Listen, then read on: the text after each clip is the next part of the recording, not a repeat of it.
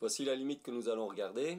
Limite quand x tend vers pi demi de 2 moins 2x sur pi exposant tangente x.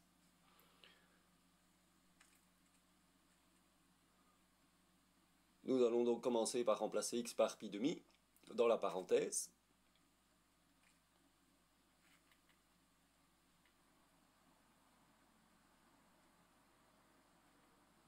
On a donc 2 moins 2 sur pi multiplié par x que l'on remplace par pi demi, ce qui nous donne 2 moins 1 égale à 1. Pour la tangente, tangente de x quand x tend vers pi demi tend vers plus ou moins l'infini. On obtient donc une indétermination sous la forme 1 exposant l'infini.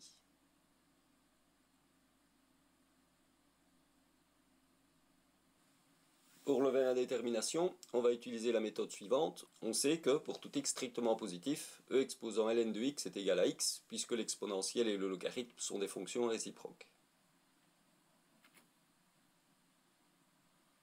On va donc remplacer la limite de f de x quand x tend vers pi demi par e exposant ln de la limite quand x tend vers pi demi de f de x. La fonction ln étant une fonction continue, on peut faire entrer le ln à l'intérieur du calcul de la limite, ce qui nous donne e exposant limite de ln de f de x.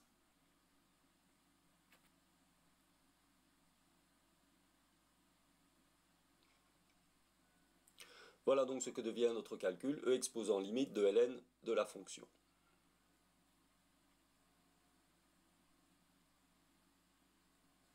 Regardons la limite en exposant en détail. Tout d'abord, on peut remplacer tangente par sinus sur cosinus. On voit alors que le sinus de pi demi est égal à 1. Et l'intérêt d'avoir appliqué ln à toute cette fonction, c'est que maintenant on peut descendre le 1 sur cosinus x devant le ln et obtenir un quotient pour utiliser la règle de l'hospital. On obtient donc la limite quand x tend vers pi demi de 1 sur cosinus x fois ln, ce qui peut encore s'écrire sous la forme suivante. Si on remplace x par pi demi, on obtient au numérateur ln de 1 qui fait 0, et au dénominateur cosinus de pi demi qui est égal à 0 également. On a donc une indétermination 0 sur 0. On peut donc utiliser la règle de l'hospital.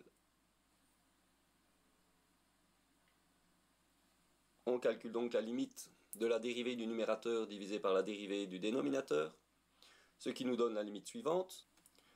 Dérivée de ln de x nous donne 1 sur x, et si on dérive une composée, par exemple ln de g, on obtient 1 sur g multiplié par g'. Ici on a donc 1 sur g 2 moins 2x sur pi multiplié par la dérivée de g.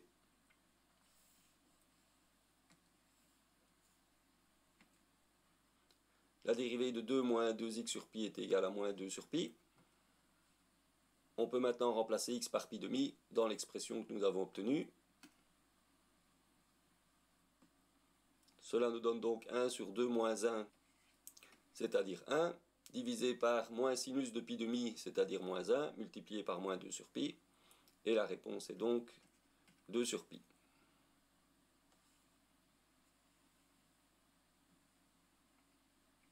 Il nous reste maintenant à remplacer la valeur de la limite dans l'énoncé du départ, et on obtient donc e exposant 2 sur pi comme résultat pour la limite.